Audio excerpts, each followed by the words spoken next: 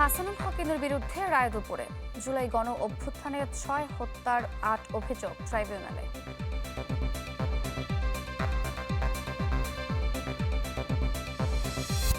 রাজধানী গণশৌচাগারের বেহাল দশা, চরম স্বাস্থ্য ঝুঁকিতে নারীরা, অভিযোগ পেলে ব্যবস্থা নেওয়ার আশ্বাস সিটি কর্পোরেশনের।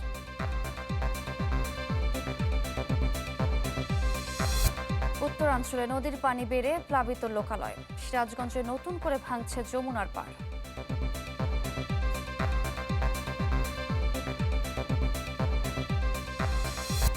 সিলেটে পৌঁছেছে কাতারের সড়ক দুর্ঘটনায় নিহত ৫ জনের মরদেহ, পরিবারের কাছে হস্তান্তর নেওয়া হচ্ছে কানাইঘাটের গ্রামের বাড়িতে।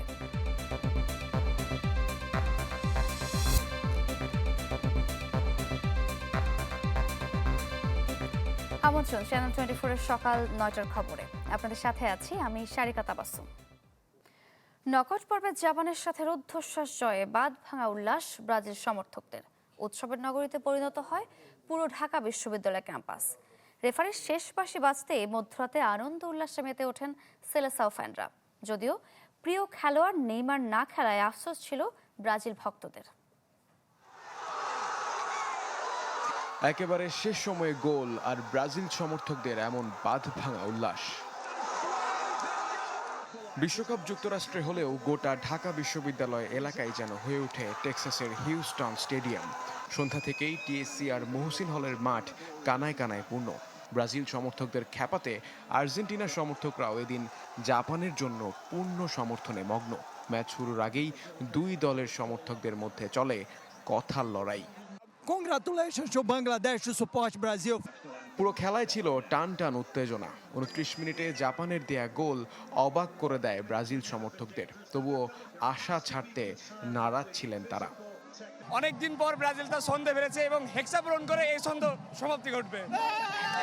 আমি আর্জেন্টিনার ফ্যান হওয়া সত্ত্বেও ব্রাজিলের সাপোর্ট করতেই আসছি। এই যে মনে হচ্ছিল যে হেরে যাব এরকম কিছু মনে হচ্ছিল, কারণ জাপান তো অনেক ভালো টিম, ওরা অনেক ভালো খেলছিল।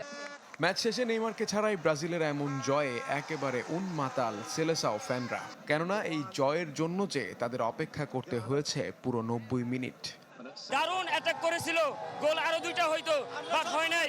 ভিনিসিয়াস একটা গোল দিবে 1 মিনিট থাকতে, কিন্তু ভিনিসিয়াস দিতে পারে নাই, কিন্তু মার্টিনেলে দিয়ে দিচ্ছে একটা। আমরা খুবই আনন্দিত যে আমরা আজকের ম্যাচটা জিতছি ইনশাআল্লাহ। সামনের মিশন হেক্সা। ব্রাজিল জাপান ম্যাচ ঘিরে সমর্থকদের এমন উচ্ছ্বাস, স্লোগান ও প্রাণ চাঞ্চল্যে মুখর হয়ে ওঠে পুরো ঢাকা বিশ্ববিদ্যালয় এলাকা। আর এই রোমাঞ্চকর জয়ের পর হেক্সা মিশনের স্বপ্ন এই বিশ্বকাপেই পূরণ হবে, এমনটাই প্রত্যাশা দেশের কোটি কোটি ব্রাজিল সমর্থকদের। মুহাজির হক, চ্যানেল 24, ঢাকা। দর্শক, জানাচ্ছিলাম কাতারের সড়ক দুর্ঘটনায় নিহত 5 বাংলাদেশিদের মরদেহ দেশে আনা হয়েছে। কিছুক্ষণ আগে সিলেটের ওসমানী আন্তর্জাতিক বিমানবন্দরে মরদেহগুলো পৌঁছায়। আমরা আরো খবর জানবো, আমাদের সঙ্গে যুক্ত হচ্ছেন সহকর্মী আজহারউদ্দিন শিমুল। শিমুল, মরদেহগুলো তো পরিবারের কাছে হস্তান্তর করা হয়েছে, গ্রামের বাড়িতে পৌঁছেছে। পরিবারের সদস্যদের সাথে আপনার কথা হয়েছে কিনা এবং জানাজা কখন হতে পারে জানাবেন।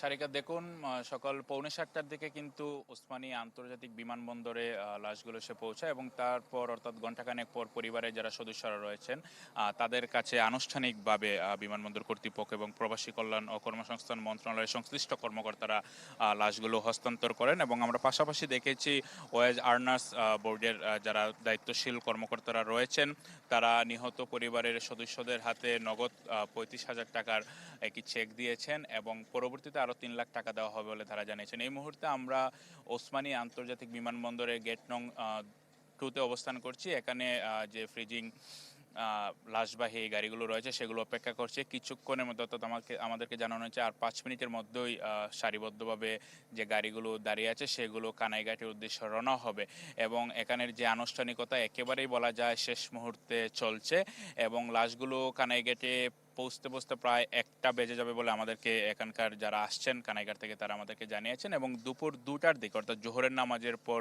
স্থানীয় একটি মাদ্রাসার 5 জনের লাশ একসাথে জানাজা হবে বলে আমাদেরকে জানিয়েছেন এবং স্থানীয়রা সেখানে অংশ নেবেন। এবং কিছুক্ষণ আগে সেখানকার সিলেট 5 আসনের যিনি স্থানীয় সংসদ সদস্য মুফতি মোহাম্মদ আবুল হাসান, তিনিও আসছিলেন। তিনি বলেছেন সরকারের পাশাপাশি তারা আসলে ব্যক্তিগতভাবেও এই 5টি পরিবারের পাশে দাঁড়াবেন এবং একই সাথে যারা পরিবারের সদস্যরা রয়েছেন তারা তো আসলে ভেঙে পড়েছেন এবং তারা পাশাপাশি সরকারকে ধন্যবাদ জানিয়েছেন যে তারা অতি দ্রুত সময়ের মধ্যে লাশগুলো দেশে নিয়ে আসার জন্য। পাশাপাশি ওয়াইজ আর্নার্স বোর্ড থেকে জানানো হয়েছে যে যে অ্যাম্বুলেন্সগুলো রয়েছে সেই অ্যাম্বুলেন্সগুলোর ভাড়া সরকার পরিশোধ করেছে, অর্থাৎ বিদেশ থেকে লাশ দেশে নিয়ে আসা, তারপর এয়ারপোর্ট থেকে একেবারে কানাইঘাট পর্যন্ত পৌঁছানোর সর্বরকম দায়িত্ব পালন করেছে ওয়াইজ আর্নার্স বোর্ড। এবং জানিয়ে রাখি যে 5 জন মারা গিয়েছেন গত 21 জন, এর মধ্যে 3 জন বিবাহিত ছিলেন এবং তাদের সন্তান রয়েছে এবং 2 জন অবিবাহিত ছিলেন বলে আমরা এখন পর্যন্ত জানতে পেরেছি। পরবর্তীতে হয়তো আমরা ঘন্টা 2-1 পরে কানাইঘাটে পৌঁছতে পারবো, সেখানে হয়তো পরিবারের সদস্যদের সাথে কথা বলে আরো বিস্তারিত জানাতে পারবো। শিমুল, ধন্যবাদ আপনাকে। কাতারের সড়ক দুর্ঘটনায় নিহত 5 বাংলাদেশিদের মরদেহ পরিবারের কাছে হস্তান্তর করা হয়েছে। আমরা সবশেষ খবর জানছিলাম। জুলাই গণঅভ্যুত্থানে কুষ্টিয়ায় 6 জনকে হত্যা সহ 8 অভিযোগে হাসানুল হক ইনুর বিরুদ্ধে মানবতাবিরোধী অপরাধের মামলার রায় আজ দুপুরে আন্তর্জাতিক অপরাধ ট্রাইব্যুনাল 2 রায়ের এই দিন ধার্য করেন। বিচারপতি নজরুল ইসলাম চৌধুরীর নেতৃত্বাধীন ট্রাইব্যুনালের অন্য 2 সদস্য হলেন বিচারক মোহাম্মদ মঞ্জুরুল বাসিদ ও বিচারক নূর মোহাম্মদ শাহরিয়ার কবির। এর আগে 14 মে মামলায় যুক্তিতর্ক উপস্থাপন শেষ হয়।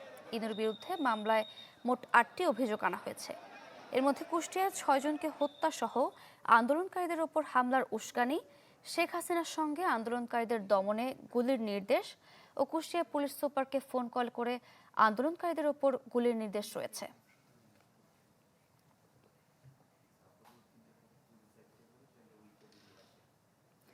দিল্লি থেকে দেশে ফেরার যে আওয়াজ দিয়েছেন শেখ হাসিনা তা রাজনৈতিক স্টান্টবাজি, এমনটা বললেন চিফ প্রসিকিউটর আমিনুল ইসলাম। তার আহ্বান, সাহস থাকলে দেশে এসে বিচার মোকাবিলার। জানান, জুলাই হত্যার আরও 10 মামলার তদন্ত প্রতিবেদন হাতে পেয়েছে প্রসিকিউশন।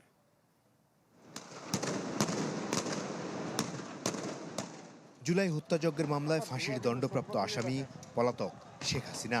তার ঘৃণা ছড়ানো বক্তব্য সম্প্রচারে নিষেধাজ্ঞা আছে আন্তর্জাতিক অপরাধ ট্রাইব্যুনালের। কিন্তু দিল্লিতে নেয়া তার একটি সাক্ষাৎকার রোববার প্রচার করে ভারতীয় গণমাধ্যম, যেখানে এবছরই দেশে ফেরার ঘোষণা দেন সাবেক প্রধানমন্ত্রী।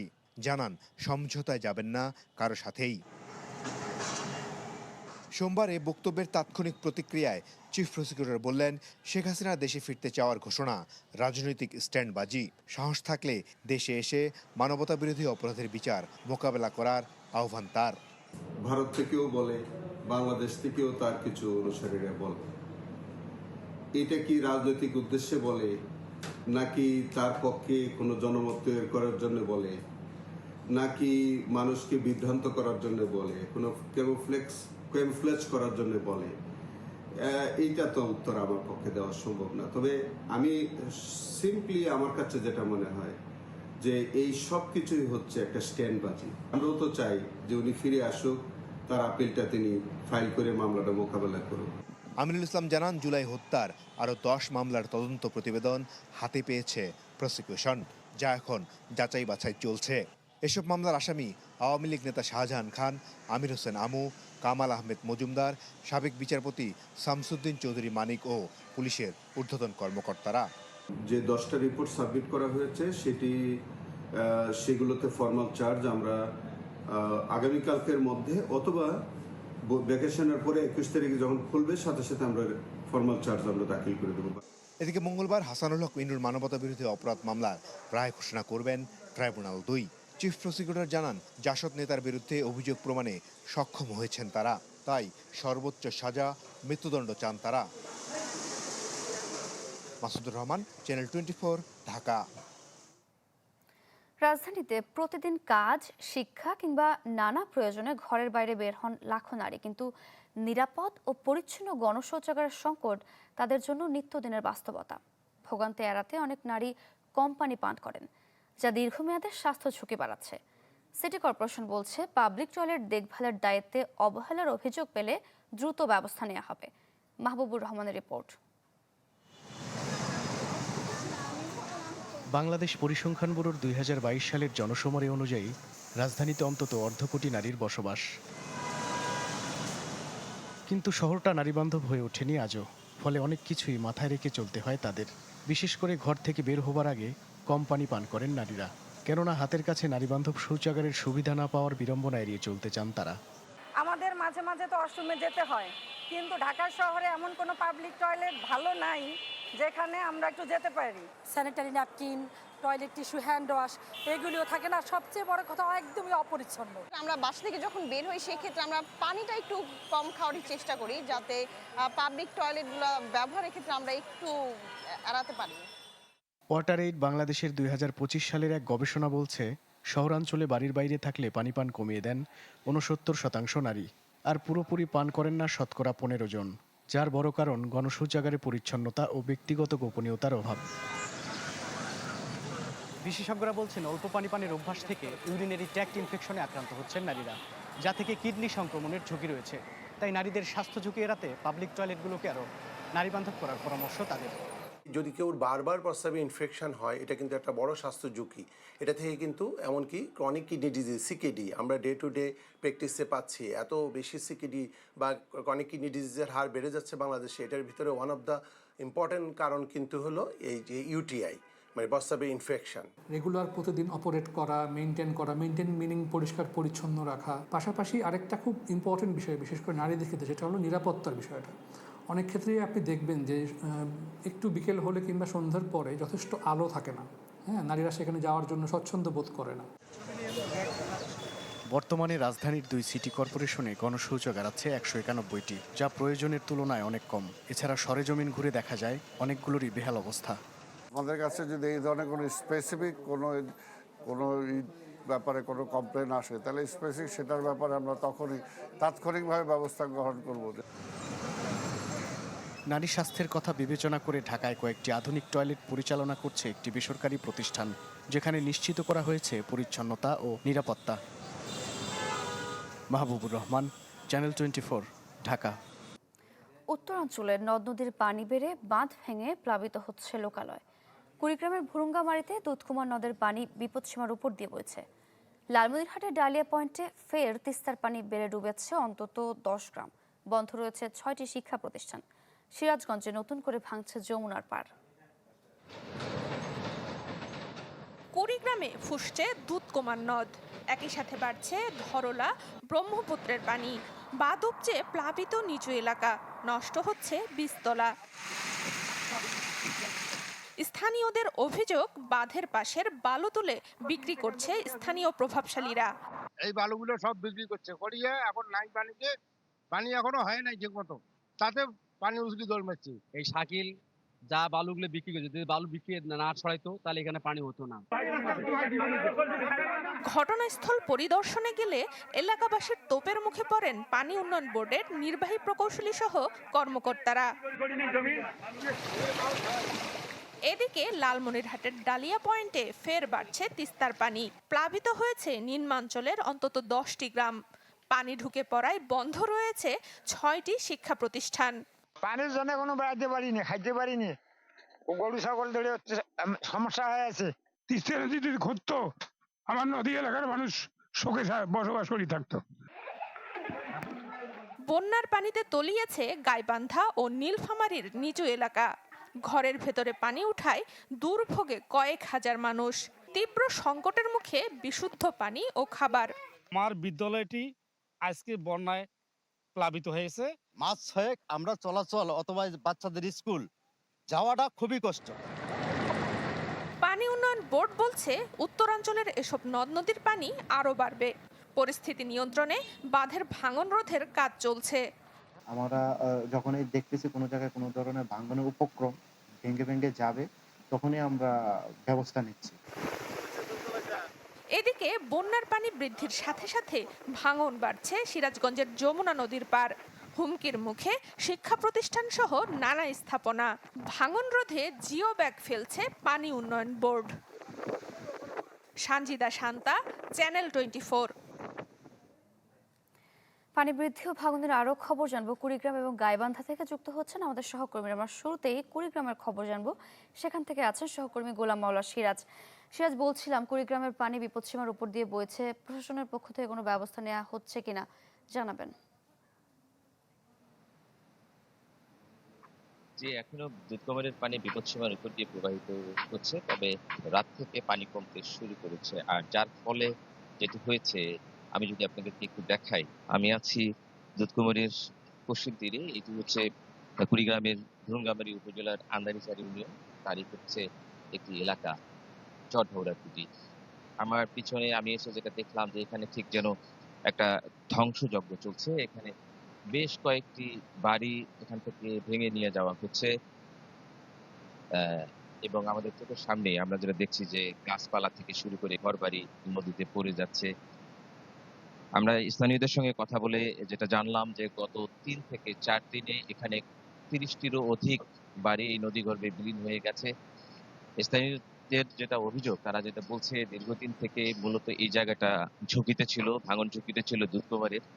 তারা আসলে পানি উন্নয়ন বোর্ড সহ প্রশাসনের সঙ্গে কথা বলার চেষ্টা করেছে বারবার, কিন্তু আসলে এখানে তেমন ভাঙন রোধে কোনো উদ্যোগ না নেওয়ার ফলে পানি যে সময়টা বাড়লো তখনই কিন্তু এই ভাঙনটা শুরু হয়, এবং এই গত ৩ দিনে ৩০টিরও বেশি বাড়ি ভেঙে গেছে এখান থেকে, যেটা বলছে এখানকার লোকজন। এবং আমরা এরকম একটা তালিকাও পেয়েছি যে আসলে ৩১ জনের বাড়ি ইতোমধ্যে বিলীন হয়ে গেছে এই দুধকুমারে। তো সবকিছু মিলে এই যতই সময় যাচ্ছে ততই কিন্তু আসলে ভাঙনের তীব্রতা বাড়ছে এই এলাকায়, এবং পাশের একটি স্লুইস গেট রয়েছে, সেটিও কিন্তু হুমকির মুখে যে কোনো মুহূর্তে দুধকুমারে বিলীন হয়ে যেতে পারে। তো আমরা আসলে এখানে এসে দেখেছি মানুষের হাহাকার, আমরা এখানে এসে মানুষের কান্নাও দেখতে পাচ্ছি যে আসলে দীর্ঘদিনের স্বপ্নে তৈরি করা যে বাড়ি, সেটিও তাদেরকে ভেঙে নিয়ে যেতে হচ্ছে, ইট তুলে নিয়ে যেতে হচ্ছে নৌকায় করে। তো এই নদী পাড়ের ভাঙন জায়গাগুলোর অবস্থা কিন্তু এখন এরকম, যদিও এর মধ্যে পানি ওঠানামা করছে। সিরাজ, ধন্যবাদ আপনাকে। আমরা গাইবান্ধায় চলে যাব, সেখানে আছেন সহকর্মী আসাদুজ্জামান মামুন। মামুন, কি অবস্থা গাইবান্ধায়? নদী ভাঙন দেখা দিয়ে গিয়েছে কিনা সেখানে জানাবেন। হ্যাঁ, গাইবান্ধায় তো ব্রহ্মপুত্র, যমুনা, তিস্তা, করতোয়া, ঘাঘট নদীর ভাঙন কিন্তু তীব্র আকার ধারণ করেছে। এখানে বেশ 25টি মানে স্পটে কিন্তু ভাঙন অব্যাহত রয়েছে।